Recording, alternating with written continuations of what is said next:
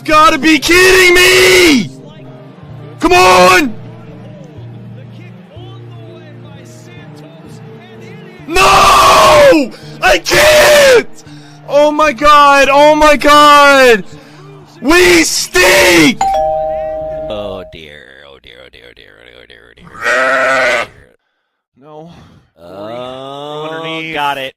Now they have a chance to win the game. What was that call? Come on. Let's Block show. it. Miss it. Let's show Corey, Lambo. say it, Corey. Say it. Fucking miss it. Miss it, you fuck. Let's go. Oh, blocking. No, it's good. Got it. Well, that was it. The Bears get their revenge. Packers come up short.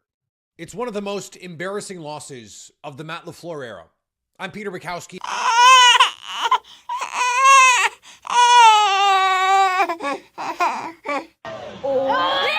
No, they made it.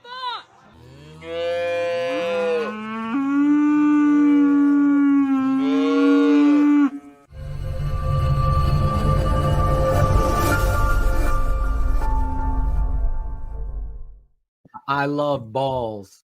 For Lord Cars. Hear ye, hear ye. Man to the people. You know it's Cars Keys. Let's get it started up. Give me the car key. Lakeshore Drive. Blog boys drive away with our takes like car thieves. Break down, we study tape and thrive. Analytical preparation, that's what cause is given. Cars don't discriminate, teaching the men and women. Each and every week, there's nerd to get your focus. Never manipulating stats, lore, cars no hocus pocus. Cars keys, they never lost. Checking source, never gonna find a better scouting report. Cars going live with the smartest man, my bestie. Deciphering holes on the defense like Getsy. New show, uniforms, orange with the dark sea. Take them alive, patrons, this is Cars You know Keys. it's Cars Keys. Let's get it started up. Give me the car keys. Lakeshore Drive. Blog boys drive away with our takes like car thieves. Break down, we study tape and thrive. We gotta break down tape like detectives. No hot takes, just real football perspectives. The Bears nerd dropping science on his terms. TTNL giving Bears press like a perm. Other networks is off with the heads. Stats plus film equals football cred. Analysis like data Ted tries to shred. McCaskey's letting me cake, we keep the 100 crew fed. Cars keys, let's get it started up. Give me the car keys. Lakeshore Drive. Blog boys drive away with our takes like car thieves. Break down, we study tape and thrive. Lord Hines in his car, fill up a goblin. Lord Hines in his car, fill up a goblin.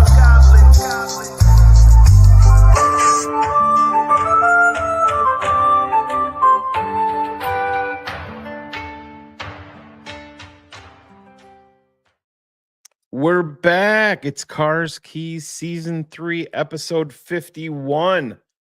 Cars is back from his 11-week vacation in the tropics. And the Bears beat the Packers. We have entered the offseason. It's going to be a good one. Let me go get my guy. Make sure he's ready to get out here. Let's go.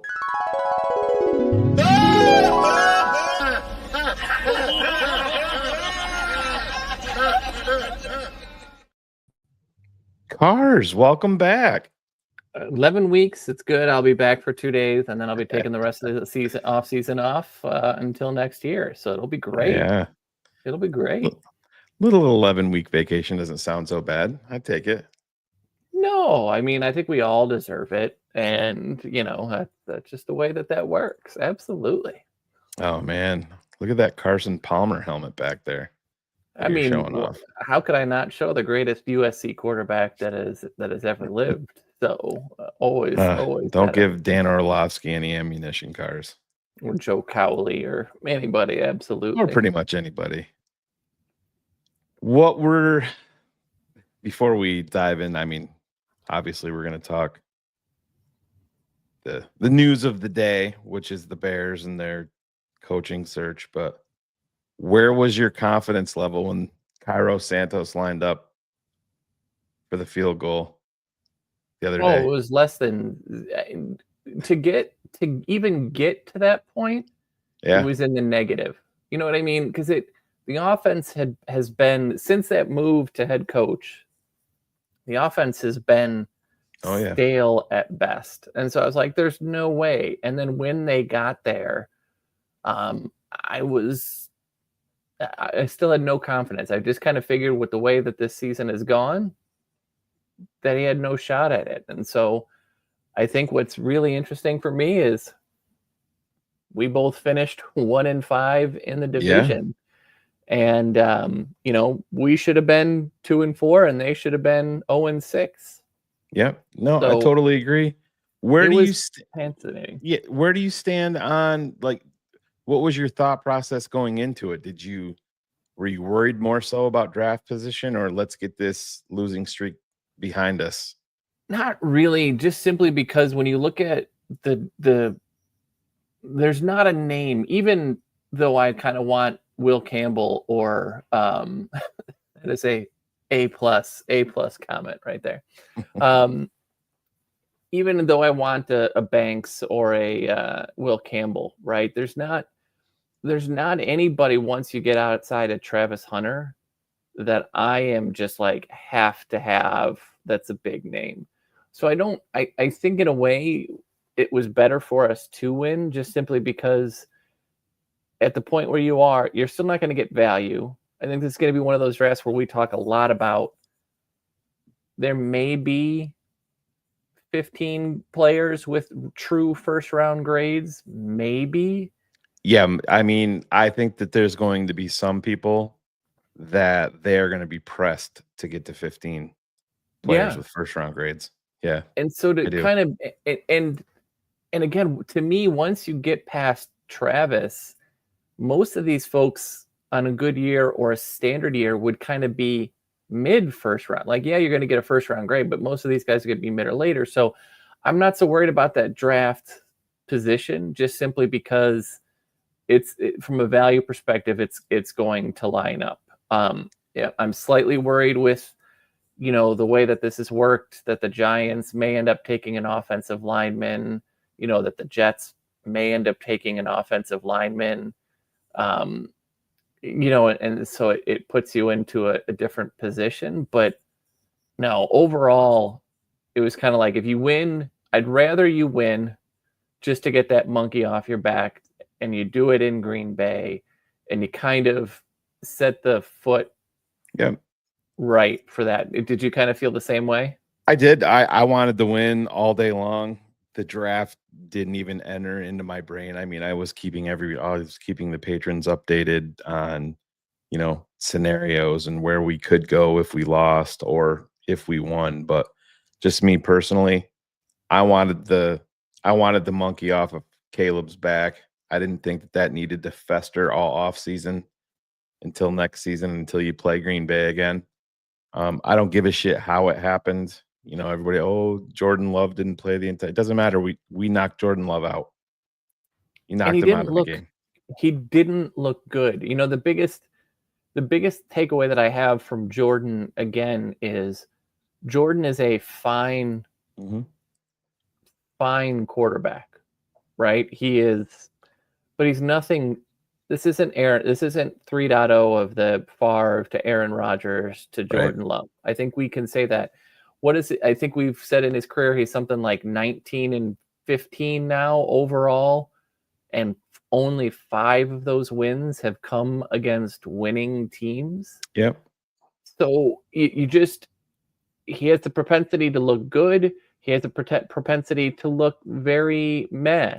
And I just kind of look at it and kind of go, yeah, he wasn't there, but he wasn't making a difference in the game already. The only player that was making a difference was Josh Jacobs, but the rest of the running game continued to do that. So I totally agree. And like I said, there's, people want to point out flaws with Caleb Williams, who is a rookie, and you're talking about, what is this, year 5 for Jordan Love? Yeah. And he is who he is at this point. And there's a lot of back foot throws. There's a lot of chuck and hope that he has completed more times than not, especially against us. I mean, Malik Willis did it the other day too. Tyreek Stevenson completely played the ball wrong, and I'm listen, shocked at that's that. part of the game there. But end of the day, man, I'm totally with you. The win, no matter how it happened, last second field goal, blowout, whatever, however it happened, the win was more important than drafting 7th. 10 Oh, is perfectly and that fine by me. that video is the other reason. It was very humbling. And the thing is I'll be honest, I think that LaFleur is taking a little bit. It wasn't a great game plan. I understand that, but he's taking a little bit too much of that heat because again, the quarterback play was subpar. When Christian Watson went down, it changed everything. Jaden Reed is a nice player, but he's not a number one. He's not a number two. Like Wicks, they didn't have Daubs. Like you see that overwhelmingly they win with Sure. swarm of talent, right? A grouping of talent. It's not, some people that are fans there have said, oh, we've got 4 number 2s. No, you don't. You've got Watson is a number 2 and you got a bunch of 3s. Now that's really good against a lot of teams, but it does kind of show against the Bears when you've got really good corners and things like that it just doesn't show up overall. And so unless it's one of the things I talked about kind of this offseason is I thought letting Aaron Jones go was a mistake because he had looked his best with a really good run game. That carried on again this year. When Josh Jacobs finally really, really exploded, Jordan looks very good. That's all well and good, but it's kind of like Brock Purdy. That's not a guy that I'm paying $50 million a year to. Right. But the people are insane basically when it comes to quarterback play now. Just to keep everybody updated, Notre Dame versus Penn State going on. Riley Leonard passing the ball downfield. It's never a good thing for Notre Dame fans. Picked off by Penn State. If you listen real close, you can hear bullets crying. Do you hear that, Cars? You hear? No, I don't. I hear myself pissing and moaning and crying about where we are in this off season and how we are hardcore into the middle of overreaction season. And to be honest, I've spent more of my time recently watching Steeler fans melt down over Mike Tomlin and finally admitting to themselves and everyone that dude is an overrated head coach and is part of the problems there in Pittsburgh. And you can't escape. I mean, I don't know. We talked about it a ton last night, so I don't want to repeat myself, and I'll let you get into kind of your thought process on all of this. But Cars, you can tell me if I'm wrong here, if you agree or disagree. The process that the Bears are using, I think, is one that they were damned if they do, damned if they don't. If they locked in on 3 candidates, focused on them, and were swift in how their movement to try and secure one of these guys, the media, the analysts, the quote-unquote experts, were going to come at them for not doing their due diligence, for not opening this up to more candidates just in case. And now you see this expanded search. They're getting killed for that. I mean, it's just, Shay Norling from ESPN 1000 was talking about Matt Campbell.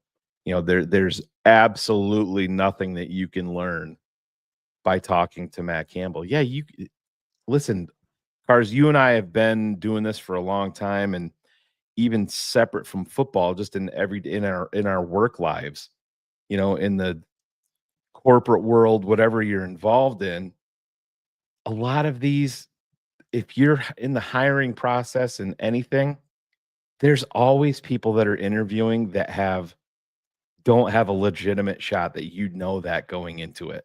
And you're using it to gather information, and you move on to the people that are going to be that you're focused in on. It is what it is. I think people are going to piss and moan and bitch no matter what, if they were focused on 3 or if they were opened it up to 17 or whatever they're at right now. I think So to a large degree, I agree with you. The thing that I have that I've kind of been thinking about lately is what I really have a problem with is we have been told from go that this is Ryan Poles' decision. That this is what Ryan Poles wants to go is in there. But then we're getting reports that, Ryan is in love with Ben Johnson, but that Kevin Warren and company want a culture builder and all these other things. And so when you look at some of these other names that are in there, that's that. Well, that's fine, except this is supposedly Ryan Poles' decision. This is no longer his decision. So the thing that I keep going back to and looking and going back and saying is just, this is another one of those things where Ryan Poles or the general manager or someone has been propped up to take the fall when business as usual is happening behind the scenes. There is in no way, shape, or form a need to interview 13 people. There is in no way, shape, or form the need for Ted Monken, Anthony Weaver, all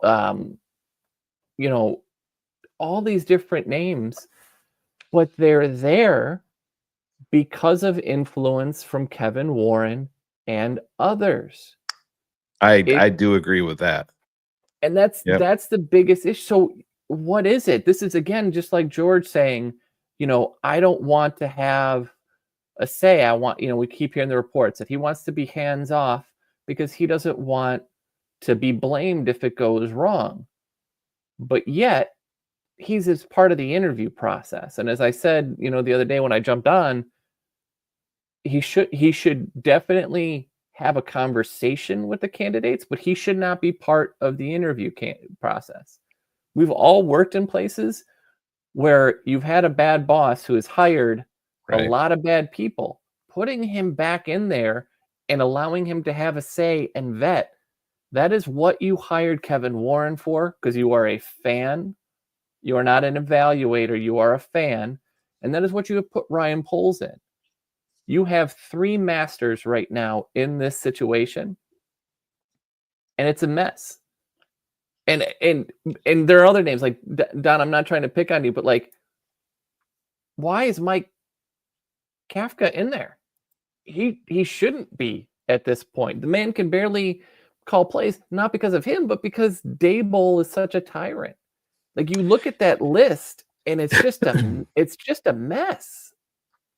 It's a mess. And that's the part that has me the most upset right now, is just, this is under the guise of this is going to be different than any other interview we've ever done and any other process we've ever done. Guess what? It's the same interview, the same process, everything. Yeah, just with more people. And more people. But and more people in the before. interview room. Yeah. No. I mean, I get it. I hear you. And it's just, why was Drew Petzing part of this interview process? Yeah. Why is Arthur Smith? Why did you got denied by Mike McCarthy? He should have never been in the list. Matt Campbell, that name has been bandied about here for ages. It was him and Pat Fitzgerald. Do you remember that? It was like 1A, 1B. And I will just say this for me. I think he is a much better coach than Pat Fitzgerald. I don't disagree. Don't disagree at all. But he's been around as this candidate for ages. Just, again, you tell us one thing as fans, and then behind the scenes, you do everything the same. It's such a Wizard of Oz stupid moment of don't pay any attention, but it should be telling. How many candidates? The Saints have 8. The Patriots have 5. The Raiders have 5. Okay. The 3 worst run organizations in here, the Jaguars, the Jets, and the Bears. Jags have 10. Jets have 15. The Bears have put in requests for 16 head coaches. And there's probably Cars. I wouldn't be shocked if there's more to come. Honestly, at least a couple more. It would not shock me. And this is like going to buy a car and not even knowing if you want a truck, an SUV, or a compact car. Because there are no similarities other than what positions that they call, or what, like where they are coordinators and what they have done. There is no similarities between this. There's just not. And I don't like it. I don't, I have a feeling that Cliff Kingsbury is going to decline, as I think he should. And I think, to be honest, and I don't know how you feel, this should be really focused around 3 names. It should be Vrabel, it should be Bennett. As much as I hate it, it should be Pete Carroll, and nobody else. Do you think that I would be? That was a pick, beautiful pick. A Notre Dame flag on the play. My bad. I would be a little bit surprised if Kingsbury denied the request, or if he wouldn't take the interview. And I know it gets a little bit overblown with Caleb, but I don't know. I think that one would surprise me a bit if he turned it down. If what Diana Rossini said is correct, and that he really enjoys just calling plays and how that right, but seems to be that the was focus. also in the beginning of training camp when he made that comment. Yeah, that wasn't. And listen, you're not wrong, Cars, at all. No. There's a lot of time in between now and then, and it's a lot. And the sad part is, Cars, we're nowhere near this being resolved. And where was the comment? Every time you add another name to it, it's going to be brutal. Yeah, and I mean, I've put my name, or I've pushed my chips. I do feel like it's going to be Ben Johnson, but the thing about it is, it's not going to be the Bears so much choosing Ben Johnson. It's going to be Ben Johnson choosing the Bears, or it's going to be Ben Johnson choosing the Jags, or Ben Johnson choosing the Patriots, or the Raiders, or whomever. It's the same with Vrabel. With Vrabel, exactly. It drives me nuts that everyone says it's a done deal. Breer said it the best, is that the Patriot way is dead. Like it has been run so poorly, and it has been for a few years, ever since Bill's power has been waning and Tom Brady left. Right. Like it is. So this whole thing of, he loves this team and he wants to go in.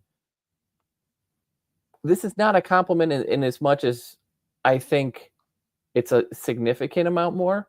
But to me, the most talented teams are the Jets, because you've got a lot of good youth there. I'm not saying everybody, but you've got Garrett, you've got Hall, you've got Sauce, you've got why am I blanking on the defensive tackle? Like, you've got a lot of good young talent there. You don't have a quarterback. But it's the Bears and the Jets overall as rosters, and the Bears have the young quarterback that you believe in. I don't understand why everyone's like, New England's such a good thing. Like, you can't sit down, as all these prognosticators have, and destroy Caleb Williams for the season he's had, while going, but look at Drake May and how great it makes absolutely zero sense. That Cars, I mean, there's and thank you for this. Yes. There's a top 25 list of rookies out there that does not include Caleb Williams, a top 25. And I mean, come on, what the fuck are we doing at this point? And how is Caleb finishing 3,500, 20-6? And most, Jaden it's got 22 touchdowns, right? Yeah, most of the analysts are saying how poorly he played this year. And now that, Cap has said that he's talked to some people about his, he needs to work harder. Well, let's just say he works harder. So if he works harder, what is it going to be? 40-11 next year? But it should be 50. So it's not good enough. It's just a joke. I think listen, I'm not defending the Chicago Bears and their process and their ownership, but it really seems like, to me, 85% of this is just piling on because it's the Chicago Bears and it's low hanging fruit to just be like, oh, fuck them. It's, you know, it's no different than what we went through with Caleb in the draft prep. Oh, The kid's a fucking diva. His father's never going to let him come here. He doesn't want to be here. We're suckers for all of it. And Bears fans react in a way that it drives ratings. You're absolutely correct. I think it's really disappointing. And if I take this a step further, Scottish, this is the exact opposite of what we're talking about. This is talking about, you know, Tom Brady is going to bring Mike Vrabel there because he's Tom Brady. The Raiders have one of the worst fucking talents that you can have. I love Brock Bowers. I love Max Crosby. I don't love shit else on that franchise. Nothing. Like, you don't have an avenue to a quarterback. You're not drafting top 4. The only thing that I could potentially see them to do is trade for Brock Purdy and give up a high first round pick to do that and overpay to do that. And Frank, what's that team? Frank, the reason that all these these teams have openings is because they all have so many holes in them. New England's offensive line is trash. Jacksonville is trash. The Jets have one of the worst offensive lines in football. The Saints, they're not the Drew Brees Saints anymore. Like, the reason that the good jobs don't come available, meaning like, hey, this team is 11-6, but they fired their coach. Nobody does that, because if they did, 2 years ago, Sean McDermott would have been fired. Sean would have been fired because it looks like he can't get over the hump. So I just look at it and say, like, you're right. There's a lot of holes in the offensive line. There's some interesting moves in free agency, but of everybody, the Bears, if you have the quarterback, you have such a head start on everybody else. And that's where we sit. And it should be clear. And take the one thing I will say, and I'm totally rambling and ranting, and I'm sorry, but it's your show, man.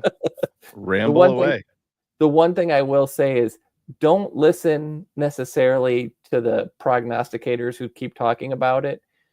If every coach had their choice between Caleb Williams and Drake May, and it was solely what they were basing their decisions on, I can give you with 100% certainty that everyone is choosing Caleb Williams. 100%. If the New England Patriots were drafting number 1 last year, they're drafting Caleb Williams. If the Washington Commanders were drafting number 1 last year, they're drafting Caleb Williams. If Sean Payton and the Denver Broncos were drafting number 1 last year, they're drafting Caleb Williams. I don't want the hindsight 2020 nonsense and bullshit. Those are stone cold hard facts. But nobody wants to hear that now. And I would not trade Caleb Williams for any of these quarterbacks right now. I would not. I just wouldn't. Show me a quarterback that's been asked to do more than Caleb Williams in an offense and has dealt with more than Caleb Williams in an NFL, team setting. None of them. Pretty simple. It's just the way. Like, are you going to go to Jacksonville and believe that you're going to be able to win with Trevor Lawrence? Are you gonna think that he's the one? And I know that you're seeing what I just saw, that Vrabel's not going to be coaching the Bears per whatever his name is. The Bears blog. The Bears, thank you. But like you look at this Trevor Lawrence next year, this dead cat. Like, you've seen the years that he's put back to back. Yeah. Jared Goff, for all of his problems, did not have these type of problems. His problems weren't missing wide open receivers and making things happen. His was just inconsistency and hesitation. This is a guy who it really looks like, because he's always played with the most talented teams through high school and college, that he got elevated by that. So again, if you go back to any of these head coaches and you go, who would you rather work with? Is it Trevor Lawrence or Caleb Williams? Even if you take out the salary, just what they showed you over the last last season, it's going to be Caleb. Yeah, totally agree. And you bring up an interesting name, and I know we did talk about this a little bit last night, Cars, but Jared Goff is an interesting name because of who he is connected to, and the Detroit Lion Jared Goff is better than the LA Rams Jared Goff. Mm-hmm. And people like to default to a guy with an offensive background. Oh, he's going to be Mark Trestman. No, he's going to be Matt Nagy. And Matt Nagy didn't have the track record that Ben Johnson has. Oh, yeah. Just in terms of play calling and success. And we understand that if he comes here, we understand the offensive line issues. But what people need to get beyond is this isn't all going to be fixed in 2025. If Ben Johnson signs a contract to be here, let's be honest, he's here very likely a minimum of 4 years. Oh, because he's getting a 6-year deal. Yeah, 100%. So he's going to just for the next 4 years, he's going to be here. The biggest question with him is what? Can he lead the roster? Can he lead a 90-man roster, a 53-man roster? And listen, there is a lot of validity to that. If you can be a great play caller, and if you can't control the fucking room, there's gonna be problems because there's an entire other side of the ball. Don't you remember? Matt Nagy was here, and it was really, if you look back at it, when Matt Nagy talked Vic Fangio into coming in, it was Matt Nagy is the head coach in title, but Vic Fangio is the head coach on the other side of the ball. Yep. He was essentially a de facto head coach. That's not a real great mix either moving forward. But why did that happen? Because and sorry to interrupt, the same reason that happened to him was the same reason that happened to Trestman. It's what plagued Lovie Smith, is that they didn't have exposure to a whole lot. They had such limited time and with limited franchises that they didn't have the Rolodex and the connections to people on the opposite side of the ball.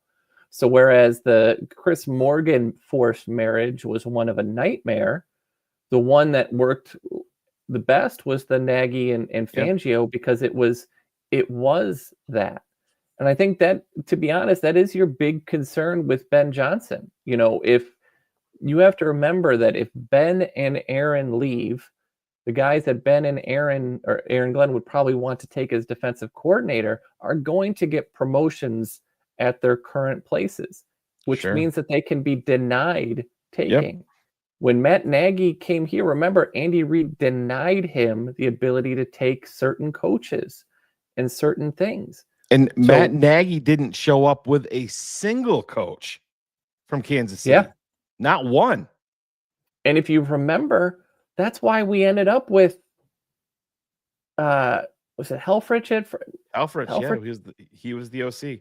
And that was only because Nagy and Helfrich shared the same agent.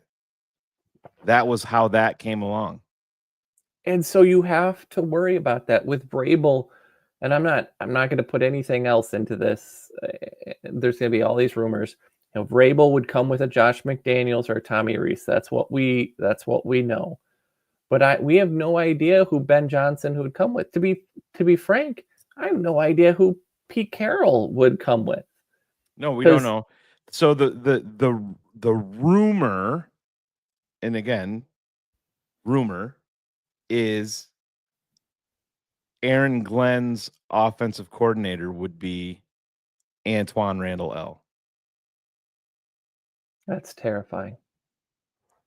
The rumor is Ben Johnson's OC, and you have to remember, you have to take that with the proverbial grain of salt, like George likes to say when he's talking about Olin, is that his OC, you remember, I think it was Bill Zimmerman was the first one to report it. It was talking about Hank Fraley, the offensive line coach in Detroit. But if Hank does come here, he's not going to be calling plays. Correct. That's going to be Ben Johnson. So let's just say Aaron Glenn gets hired. It's going to be interesting to see who Detroit promotes. Well, The offensive coordinator. Is it going to be Antoine Randall L, or is it going to be Hank Fraley? Either in no way, shape, or form would it be Randall L. He's been a coach for 3 years. Yeah. It's been 2 years as just a generic offensive assistant, or excuse me, it's now 5 years, but he was 2 years in Tampa, and he's been a wide receivers coach for 3 years. Yeah, that was John, you're correct. That was if he went to Jacksonville, that was the report on Jacksonville radio from a guy directly connected to Mark Brunell.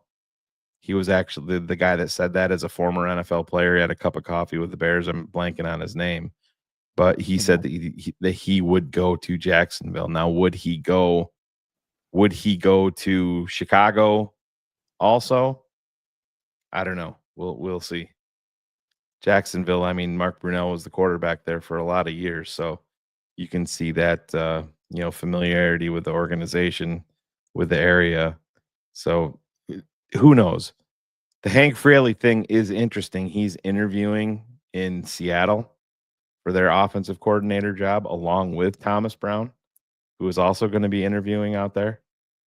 But Hank Fraley is good because Hank Fraley was a former Philadelphia Eagle, been around Stoutland, the offensive line coach in Philly, been around a lot of great players in Philly, coaching a lot of great players in Detroit, and he's not going to be required to come here and call plays as the OC, because that's going to be, if it is Ben Johnson, he's clearly going to be calling all the plays on offense. And Brett, I'm not picking on you necessarily, but this is another one. Josh has been a QB coach for 3 seasons. That's it. Remember for a while it was like the Texans couldn't wait to hire him as a head coach, and they were going to try to shock the world. And I think he's been an outstanding sort of quarterback coach, and he clearly gets a lot of credit for what's happened with Sam Darnold this year. But there's nothing that we have seen from Josh McCown that lets you know he's ready to call plays. There's nothing that you've seen. Like, usually the progression is quarterbacks coach, passing game coordinator, offensive coordinator. OC. And there is a quote out there. I can't find it. I've just been looking for the last 30 seconds, but Josh McCown did make a comment at one point that he doesn't really want to leave Minnesota because he wants to dive into this Kevin O'Connell offense more because it's so voluminous. He wants to learn it, and he's very intrigued, by what is next. And we just don't know. It could be It could be an offensive coordinator that nobody's even talking about. I know Phil had brought up Flores's offensive coordinator would be Josh McCown. Sylvie brought it up. Is there anything to that? There very well could be, or are people just playing the connect the dots game? It's probably more so than anything. God, but I can't get over when you talk about Flores. I cannot get over Ryan Fitzpatrick's just absolute annihilation of him. Yeah, and if you watch it all back, Cars, because Ryan Fitzpatrick put out a second part to it. If you sit back and really watch it, Phil was completely against what Ryan Fitzpatrick did. I had no problem whatsoever with what Ryan Fitzpatrick said, because in the second part, he wrapped it all up by saying, listen, I have heard that Brian Flores has gotten a lot better in all of the areas that he needed to, but he isolated himself. He became a dictator. And it's brought up because we're in the head coach cycle. He wasn't But just it going should- rogue and trying to vilify the guy, but It happened. That's yeah, the thing. it If this was like, and he was someone who lived it, right? He was there when it was going on. So this idea of saying like he shouldn't say that comes with a little bit of sour grapes, because it's what he did, and this isn't like I heard from the locker room, I heard from this. No, this is what I experienced. Yep. And that changes everything. He may have changed, but it doesn't change the fact that had happened. Scottish Bear had this in there, and I have to be honest, and this is nothing against Thomas Brown, and I think that he was put in a crazy position that not many coaches are. That would be a negative for me if that's what Pete Carroll That's came to Chris the table Morgan with. all over again. I would not be a fan of. I want nothing to do with anybody that's been here on this coaching staff. And I like Thomas Brown, but I don't think that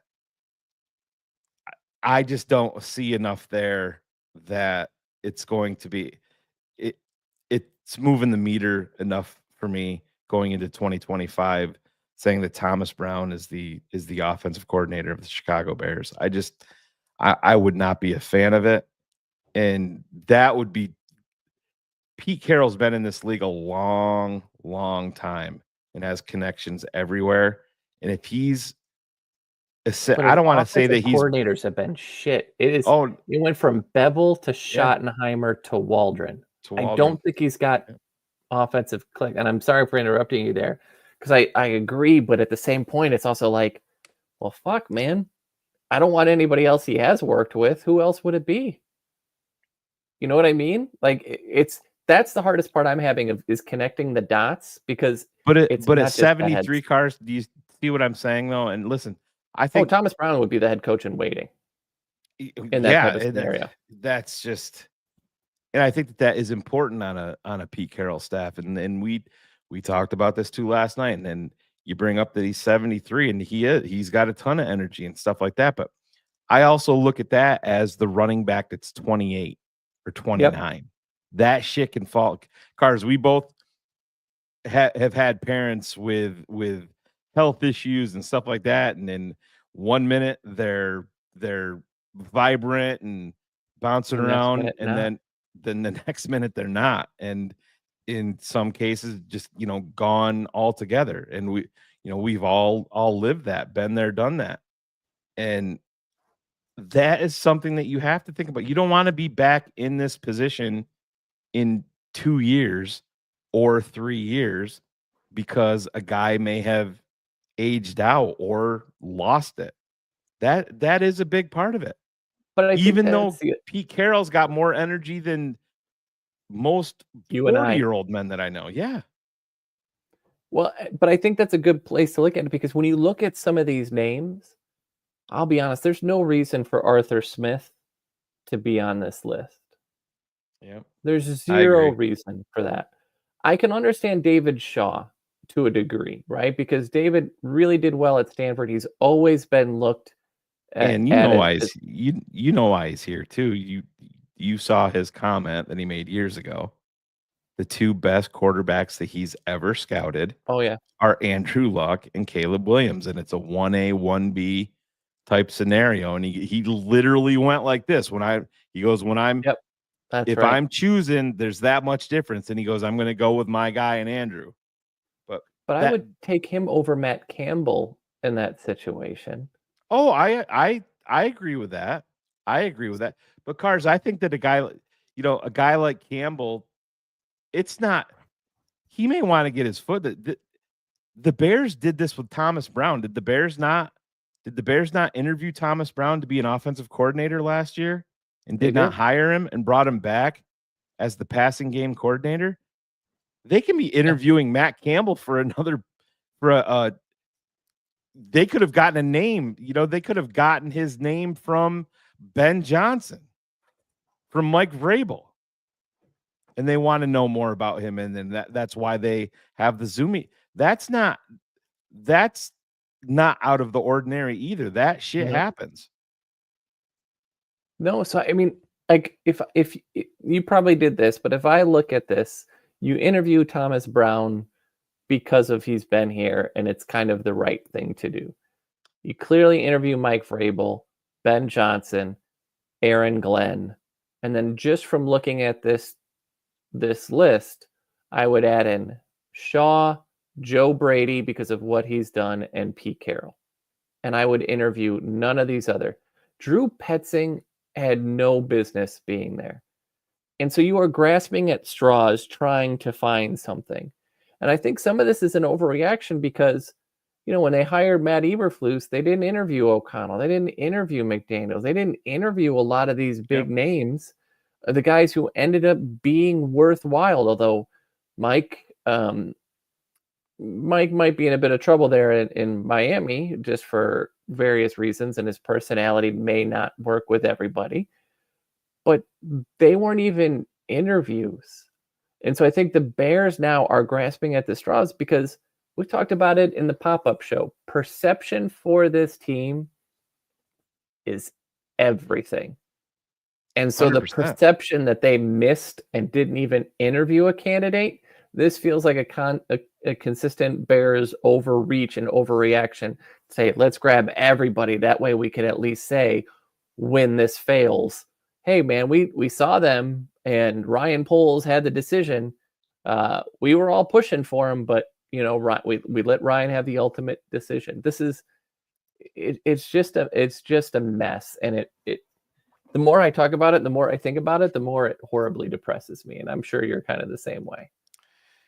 Well, yeah, and my thing is, like I said, if let's just say that Detroit, and I mean they definitely look ready and loaded to make a big time run here in these playoffs. I know stranger things have happened, but you're looking at February 10th. Let's just say they make the Super Bowl, the Detroit Lions. You're looking at February 10th before you can introduce Ben Johnson as your head coach. Didn't they run into that with Lovey? And that was part of the reason why Lovey struggled to put up a staff, because Lovey was so, it could have been he was at least later in the. Kevin O'Connell went through it with the Rams and with the Minnesota Vikings. He was on, the Rams staff that won it. And remember, the only reason he ended up with Flores is truly because Flores was considered as toxic of a person as there was, and no one else was going to give him a shot. Like, Flores really owes O'Connell a lot because he was probably done with this league after everything that had happened, and that's what saved him. But it is, I think you bring up a really valid concern right now, because if you're last, I mean, they will know ahead of time. And so some of these conversations about other coaches will happen ahead of time. But I just don't know. And to answer this question, they didn't interview him. Harbaugh wasn't interviewed. I don't put that on polls, because as much as he says that he could have extended it, he didn't. He was given a list of 3 candidates. The Bears refused to ever engage with Jim Harbaugh. And so that's more on top of the other side. So I don't think that one is his fault. I just think organizationally, for whatever reason it may be, the Bears have continually said, I know he's available, but we don't want him.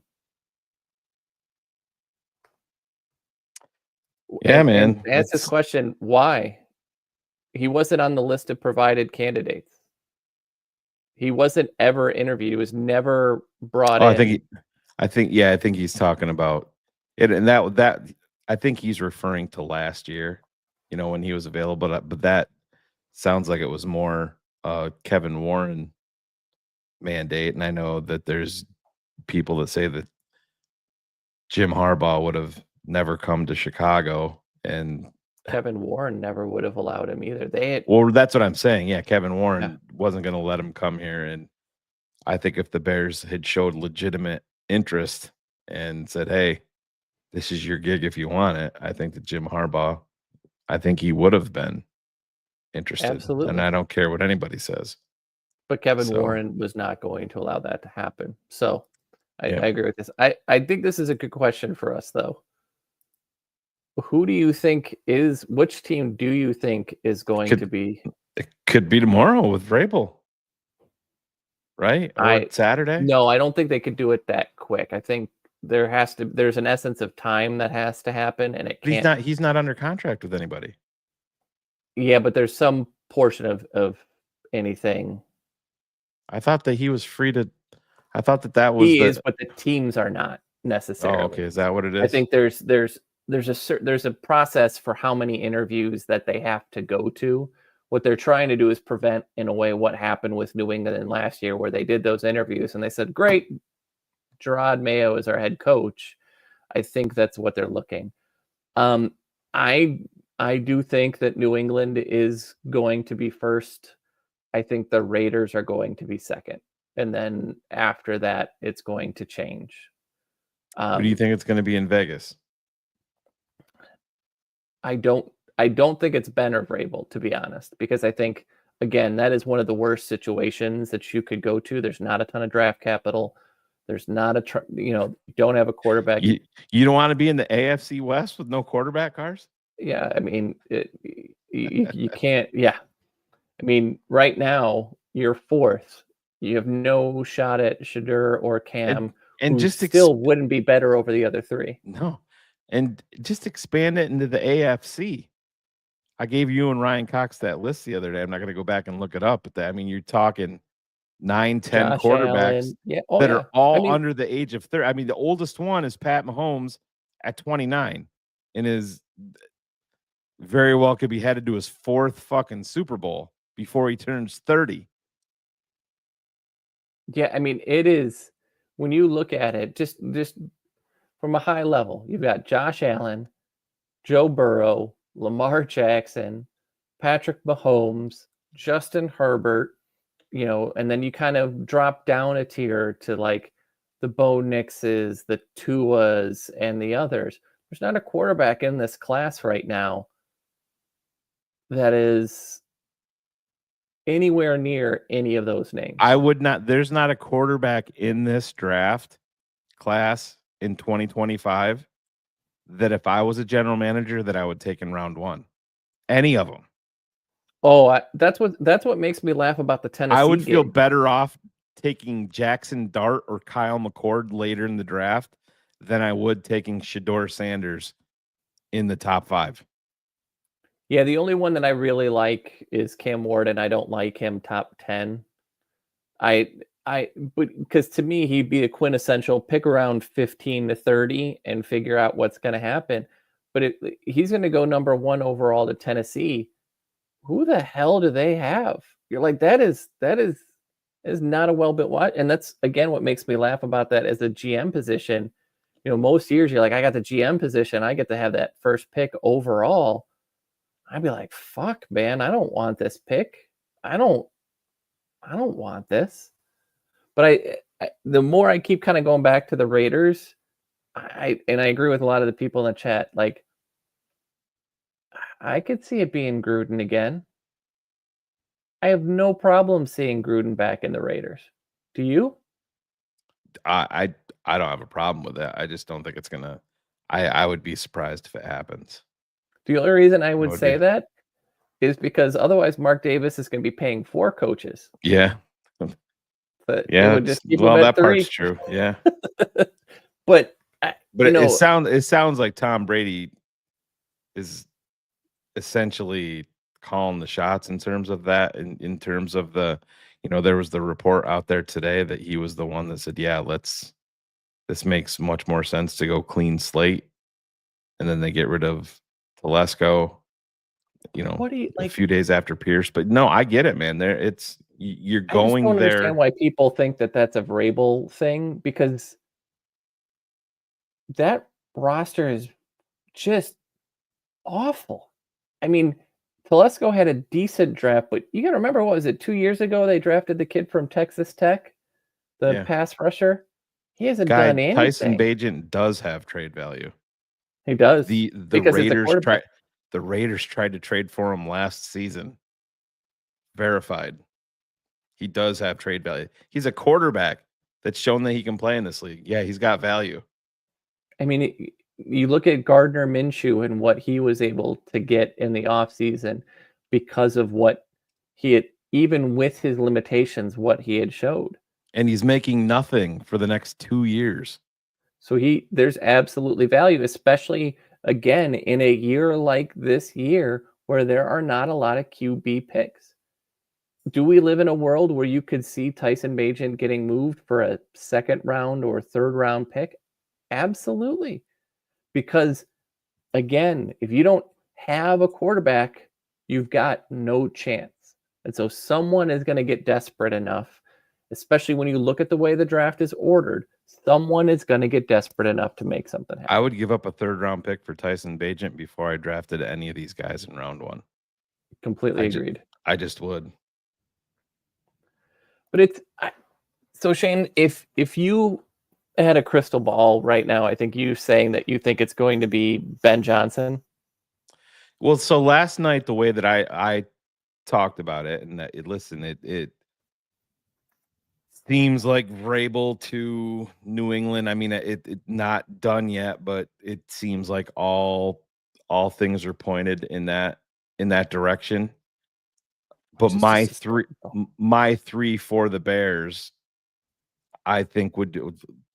And when I say my 3, the top 2 would be Vrabel, Ben Johnson, and then I have a pretty Massive decent gap. Yeah. And then I just have a feeling that Pete Carroll is going to go in. That's who Pete is. That's what he is. He is a guy that's going to go in there and inspire confidence into a deadbeat like George. And Kevin Warren loves glitz and glamour and big names and Hollywood from his connection to USC. I think that he's going to end up being the Bears' fallback plan if they don't get one of those other 2 guys. I just do. So I don't disagree.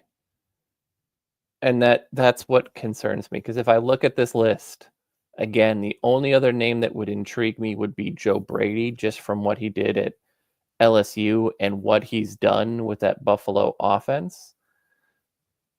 But nobody else on this list inspires me for anything. If it's not one of those 5, I would hope to God it would be David Shaw over anybody else. And that's not even a ringing endorsement. I don't see it. This is like, when you have those NBA draft years and there's 2 good candidates or 1 good candidate or 1 good first round pick, and then everything else is just kind of beauty is in the eye of the beholder.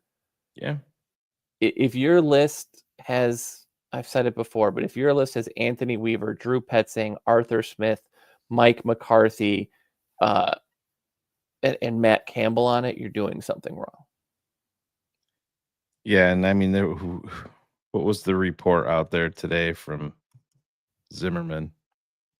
He was connecting Monken, right? Well, he wasn't connecting him. He's like, I just heard he had a great interview, so I think I'd like him if it wasn't one of the other 2. I mean, right. Well, and that's the other hard part about this is now everything is which way the wind blows. It's gone back to Vrabel to New England, but 24 hours ago it was Brady's involved. I think he's going to end up in Vegas, and it's like, I think sometimes we connect too many dots, and I think that's awful. Yeah. So Monken was where was it? Was it Southern Miss? Southern Miss. He was a head coach for 3 years. He was at Tampa for a As I know. couple of years. And he had Jameis Winston while he was there, right? And Jameis in his epic 30 for 30 season. Yep. So he was the OC in Tampa, the OC in Cleveland in 2019, 2020. This is He was- a plus joke, by the way. Yeah, with the Georgia She is- Bulldogs. Joy Yeah. Taylor is pretty connected. Definitely is. I mean, again, Yeah, and- Monken is interesting as an OC candidate, Right. and yeah, he grew up near me in Wheaton here. But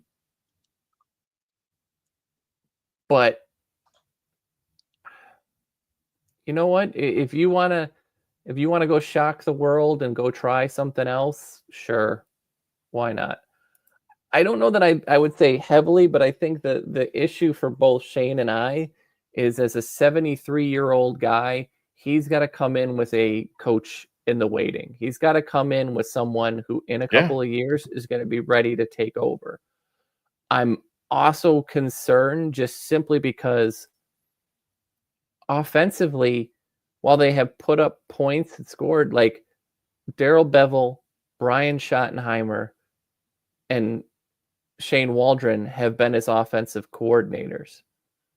None of those names could be the one that come to work with Caleb Williams. And if those are the people that he's picking and choosing to come here, I do not want that man setting for. Now, defensively, I think it would probably be Clint Hurt, the old Bears line coach, who was with him in Seattle and is now in Philadelphia. But offensively, it's a big red flag. If he's so well connected, his offensive play calling choices have left a ton to be desired. Yeah, I mean, and that's therein. There's no perfect candidate. I mean, we can poke holes. But like even this, Matt Campbell might be a great guy, but he's going to have a college staff. He's only been in college. You remember when Lovey started, most of his staff was collegiate guys because that's all he could go back to do, and that's all the connections that he had. That's going to be a problem at this level. So you really, and I haven't done this enough, and I'm sure you've probably done this more than me, but you really need to start to look at these guys and then look at the staff that they would bring around them.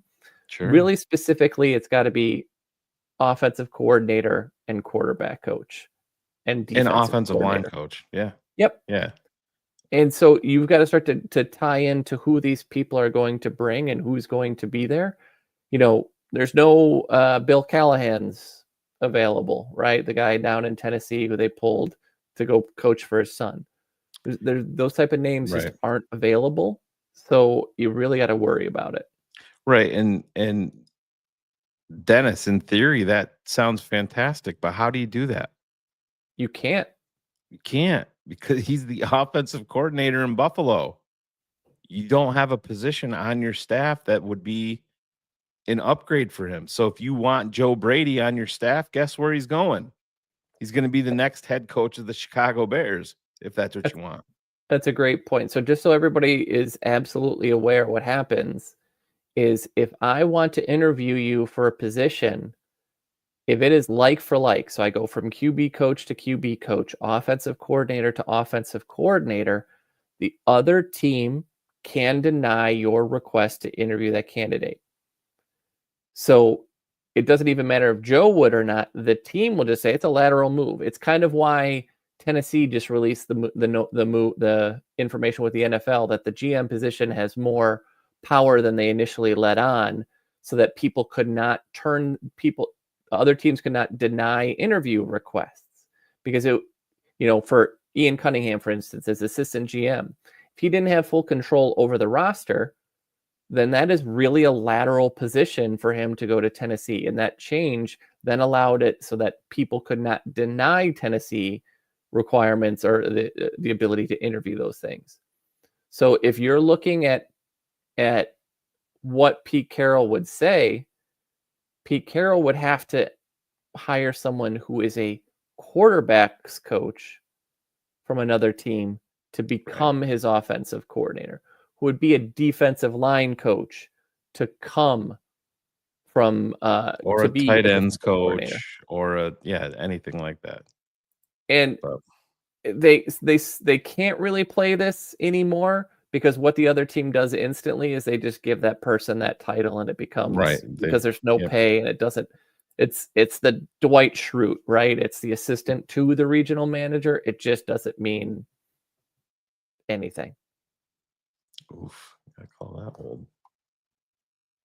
But yeah, listen, I think that after this first wave, you're seeing more and more, the Bears sent out a bunch of tweets today talking about guys that were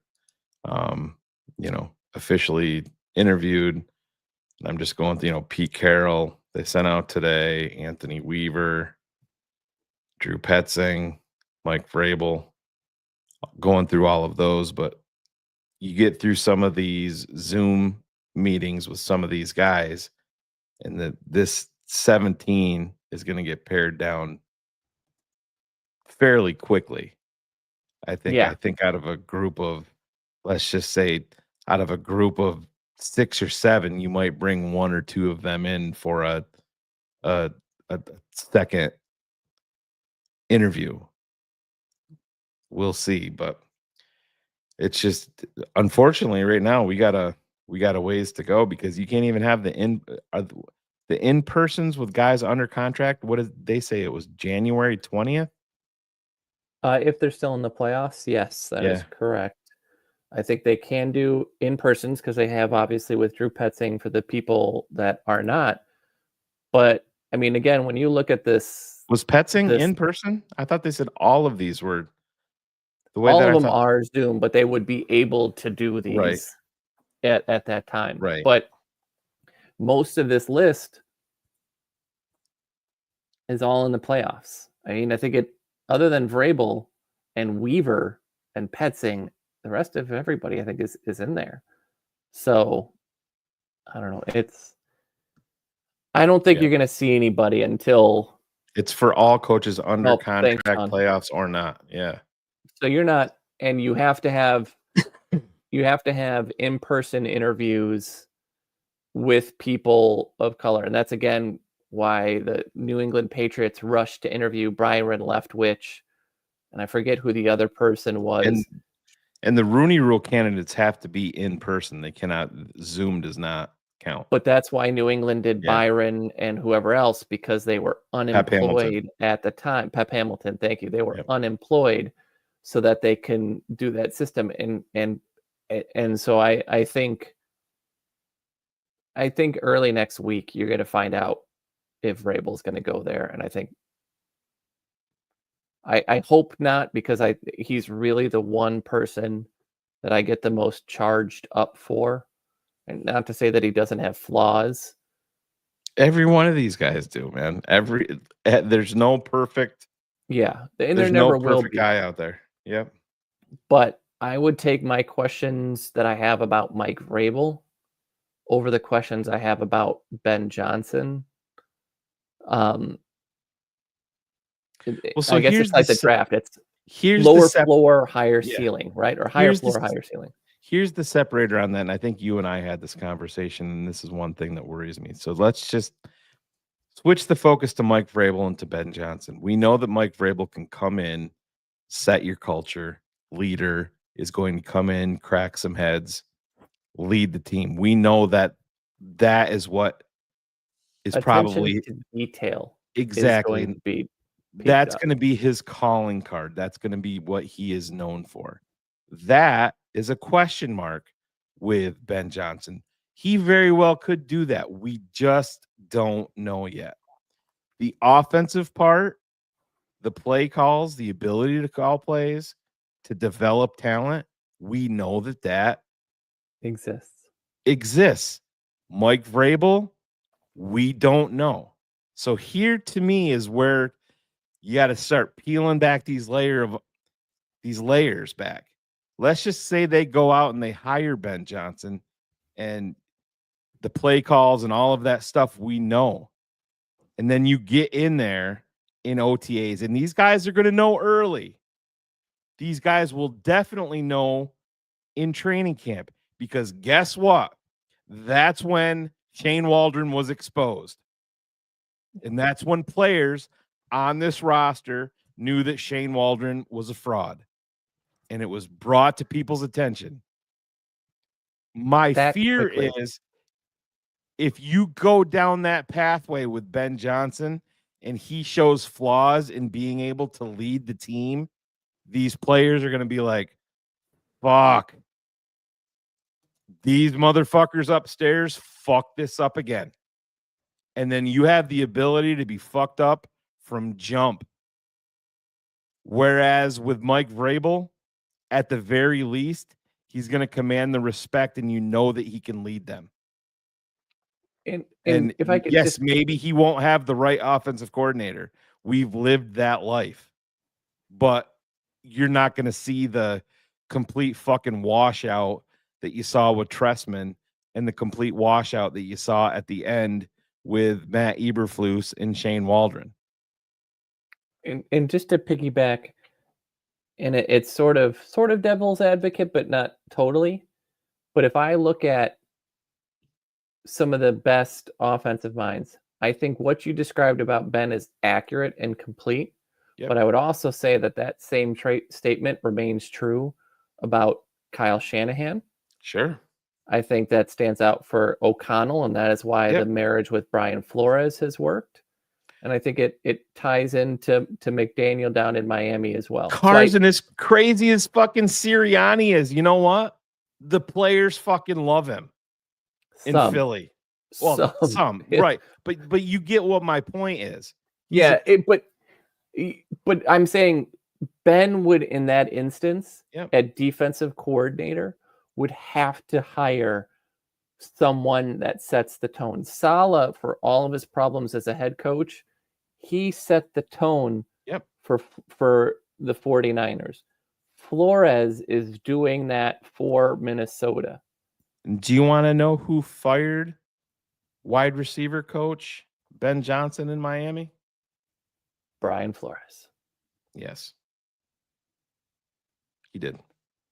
So, and who's the guy that, like, what is it? 5 teams have scored 30 points against Brian Flores' defense in Minnesota, and 2 of them have been Ben Johnson. Yeah. Yep.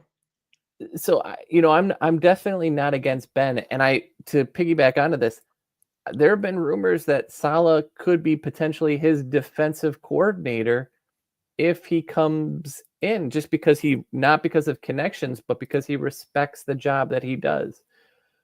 So I really, and I guess let me just be clear real quick about why I prefer Vrabel over anybody else. Is his attention to detail of just things about coach challenges. You hear about he fines players for not being on time for training room. Everything is about being prepared, being meticulous, being on time, right? Doing the things, not stupid penalties, not any of these different things. And I think that's when you talk to me about what culture and leader of men is overused as a statement as that is, that's what he does, because he's, to me, a leader of men is a tone setter, an organizational tone setter that will not allow, hey man, this is just kind of the way that we've always done this, like it just kind of works. No, he's going to push and change that. That, to me, and that was always the draw for Bill Belichick, that he was going to come in and say, listen, this shit doesn't work. We have to do it a different way. That's the only reason that Vrabel is at the top of my list, and I understand the questions.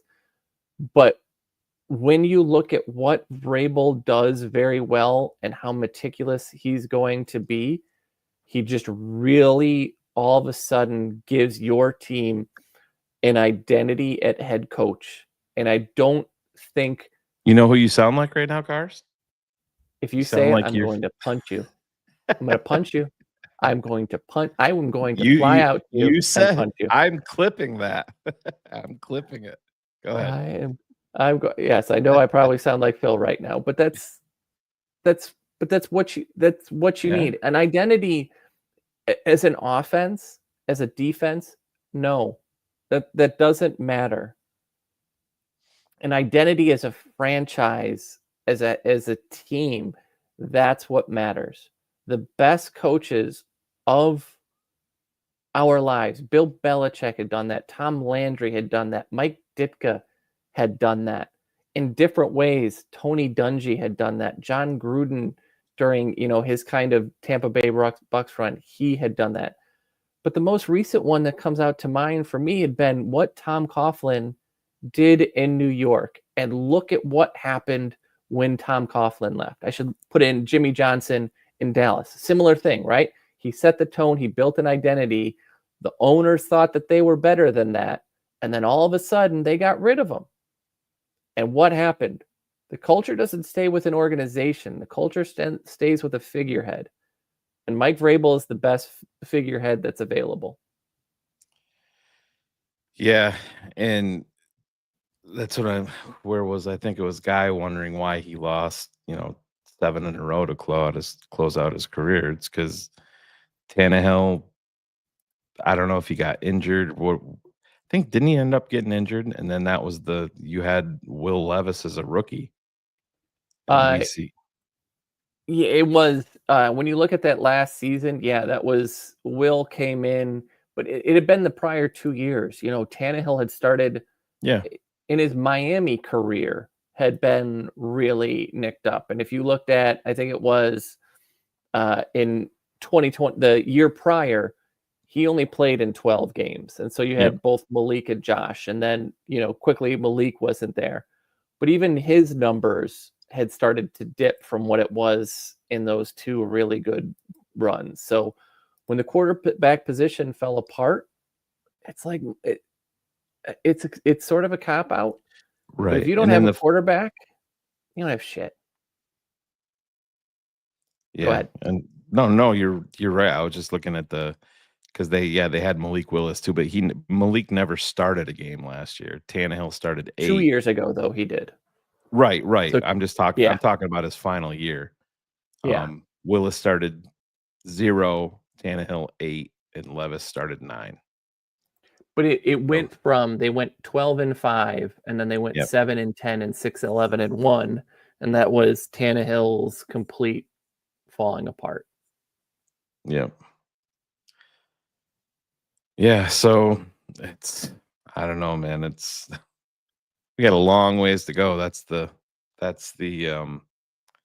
bad part. So it's a long way, and I think I think we all should get comfortable here and understand that don't hold your breath for anything happening here soon. Oh, no. Yeah, just the way that it's set up, it really can't. I mean, if you want Ben Johnson, you're out there rooting against the Detroit Lions. Or listen, would I be absolutely floored if Mike Vrabel had a potential change of mind? And I think, Cars, you texted it earlier, wouldn't it be great if he just shocked the world and said, fuck it, I've been there, I've done that. I want to win in Chicago. And we talked about it on that pop-up show. I really, and I'm probably wrong because I have a horrible gut instinct, but Breer saying that if he were the Bears, that's who he would hire. I just really feel that that's coming from a place that Vrabel doesn't. Do you want to walk in Bill's shadow, or do you want to create your own shadow for the guy to walk behind you in? We've seen it here. Ditka is in no way, shape, or form the head coach that Bill was, but his shadow still eclipses every other coach that has been here. Yep. You'd have to go win 8 championships or 7 championships if you are Mike Vrabel to compete with Bill Belichick. He wins one here, he's a fucking rock star for the rest of his life. He's never paying for a steak for the rest of his life in Chicago. Absolutely. Yeah, it's depressing because we got a long ways to go. Yeah, we do. But what makes me happy, Cars, and I know that I think we can tend to forget about this. We have Caleb. That's, to me, that is the silver lining in all of this, because if we were in the position that we were in last year, or they had decided to trade down and stick with what we had or whatever, we would have still been in the position that we're in this year, probably even worse. And you probably, Ben Johnson probably isn't even taking that Nope. interview. We wouldn't Mike without Vrabel Caleb. wouldn't be. Yeah, I think you're right, Shane. Without Caleb, Mike McCarthy, and it would be Pete Carroll. It just would. So, if Ben Johnson asks your honest advice, which team would you suggest him to pick? P.S. If this is the Bears, tell me why. The Caleb Williams, massive market, Chicago, Cars just told you why. And You're never gonna replace Belichick ever. And I think, if I could put it to another way, all these people say, well, Caleb isn't the same quarterback as Jared Goff, and he's had success with the Jared Goff guy, so why would he come here? And I want to go back. Kevin O'Connell had never coached a guy like Kirk Cousins, who was so severely limited, needed all of this play action. It was not ever the McVay way. Stafford and Goff were two completely different players, but he took it, and a really good mind will make it work with the talent that he has. And that's what O'Connell's done, because if you go from Stafford to Goff, or from Stafford to Cousins to Sam Darnold, what is the string that combines any of those things? There isn't one. Right? Stafford has had a cannon and an arm and could make all the throws for most of his career. Kirk Cousins is a system quarterback, needs play action, doesn't have a great arm. Sam Darnold was a turnover-prone machine who would hear footsteps, and until this last game against Detroit, did not hear footsteps all season long. So when you look at that progression, there's not a lot that carries those in, but each one of those quarterbacks played some of their best football under Kevin O'Connell. And if that's what Ben Johnson is to Jared Goff, you can't tell me that he would not be salivating at the idea of having someone to have Caleb Williams. And you can't tell me with your quote about he needs to work harder. If he sees what Jared Goff has just done, you can't tell me that Caleb Williams goes, man, what could I do? What could I do with this guy? This would be something. And last but not least, and I want to say this,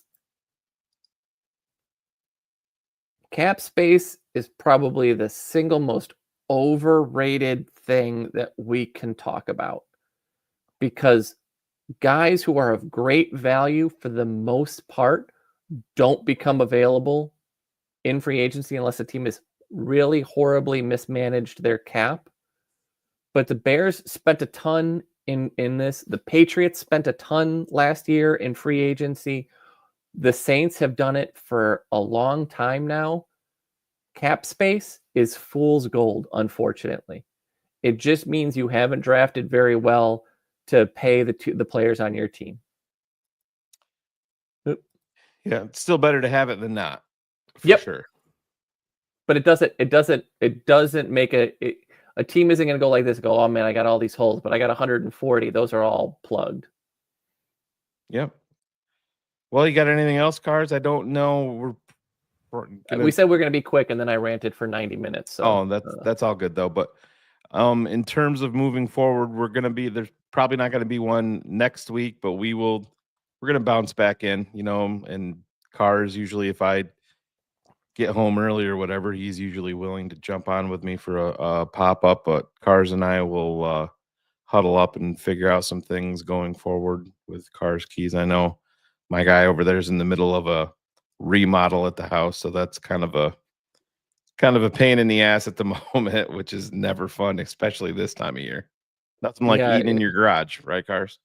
Oh yeah, I've got my griddle and a fridge out in the garage, and in about a week I'm gonna have to move to go live into my in-laws for a week while the floors are like there's a lot of moving parts and pieces here, but this won't be the last you heard on me unless we hire Mike McCarthy, and then I'm done.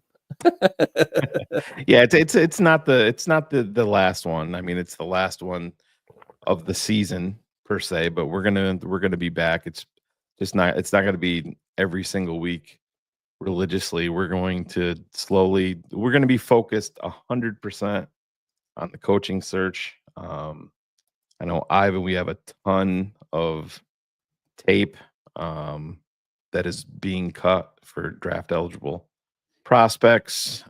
We have some free agency lists.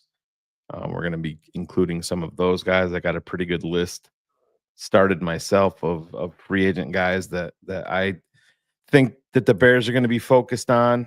So like I said, I know Cars gets into that just as much as I do. So we'll incorporate some of those into Cars Keys and to keeping it 100 and everything. The only show that will not be back in the off season is BHL. That was officially done until the 2025 season starts, but we're going to have it all covered, man. I am excited. You know, the biggest thing that I take away from 2024, I do think you saw development with Caleb. There's obviously, there's a lot there that he's got to get better with, definitely with his footwork. Definitely he's got to get some more work with his wide receivers just on timing. And listen, I think all of that is going to come. My biggest fear these last 5-6 games with Caleb was just like, don't get a catastrophic injury. That would have been the single worst thing for this franchise, for him to lose a big block of time. Derrick Rose all over again. Oh, you know what I mean? Yeah. Like that's because you had that same thought. I was like, if that happens, I just think we're cursed and forever. Yeah. I hear you. All right, man. Let's get out of here. Season 3, episode 51. Jeez. It's kind of a wrap, man. It's crazy. It's fun though. We love you guys. Thanks for absolutely. Thanks everybody for listening to me rant constantly. Yeah. Thanks for hanging out with us this year. We will be back at some point. We'll let you know. But as Bears news breaks, we will have it all for you guys. Cars, you want to sing us a song, take us out, or probably not? Nobody wants to hear me sing, but thank you. Yeah. What's this guy say? I love balls. Knew it. Fucking knew it. See how he is. All right. Love you guys. See you later. Bear down.